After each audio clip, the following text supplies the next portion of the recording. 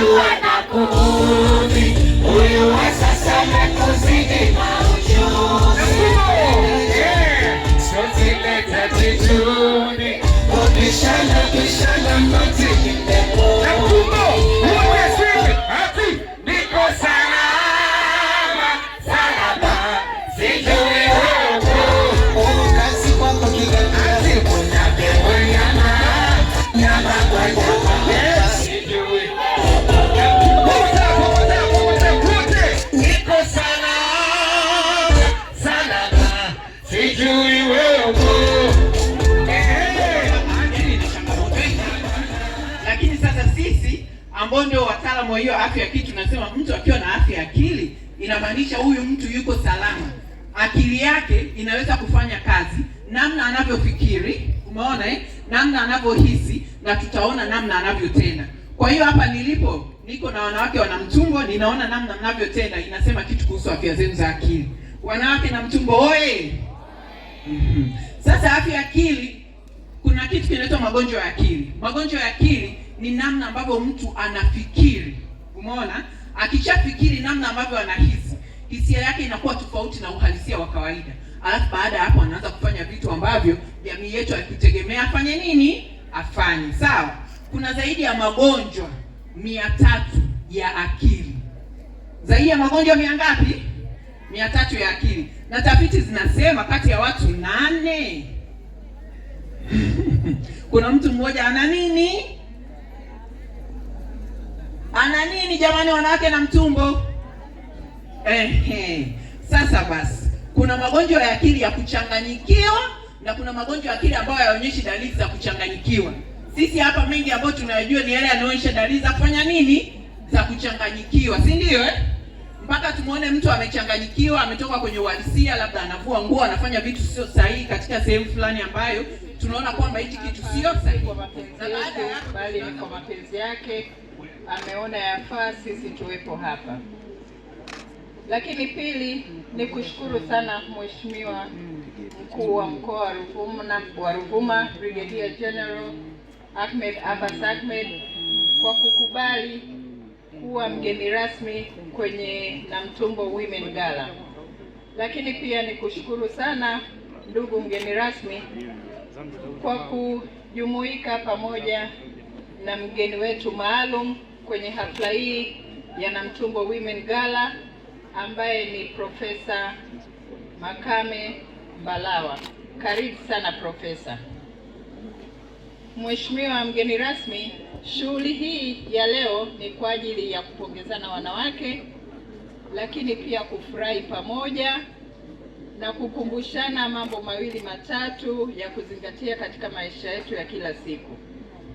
Tunajua mwanamke ana nafasi kubwa sana katika jamii, lakini pia ana nafasi kubwa sana katika familia. Na wakati mwingine tunakuwa na majukumu mengi mpaka tunasahau nafasi ya kufurahi.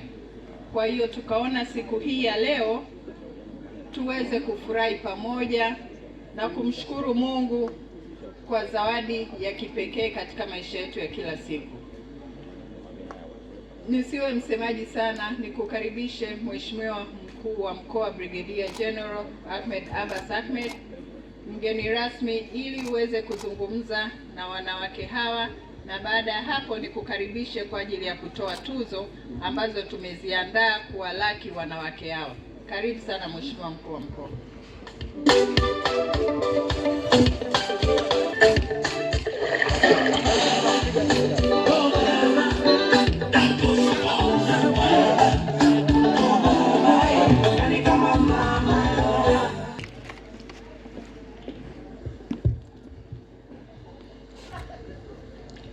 Mheshimiwa Waziri,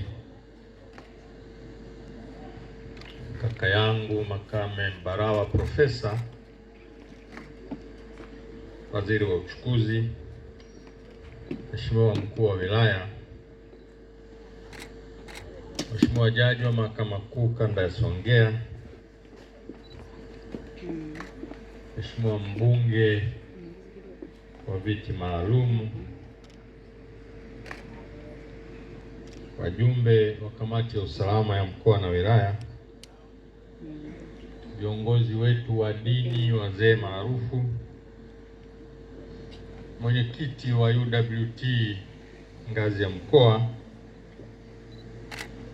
wageni waalikwa wenzangu, bila ya kuwasahau wenye sherehe yao, wanawake wa Ruvuma wakiwakilishwa na wanawake wa Namtumbo.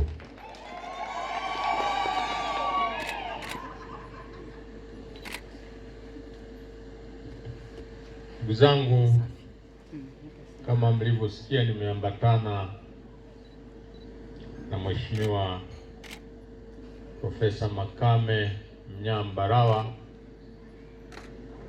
mbunge wa mkoani, lakini vile vile waziri wa uchukuzi.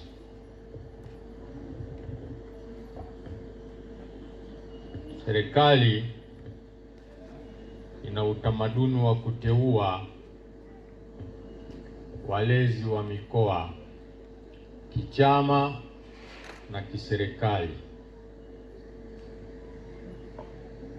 Mlezi wa mkoa kichama ni mchumi wa Chama cha Mapinduzi, lakini mlezi wa mkoa kiserikali kwa sasa ni ndugu yangu, kaka yangu Profesa Makame Mnyambarawa. Ni kutokana na sababu hiyo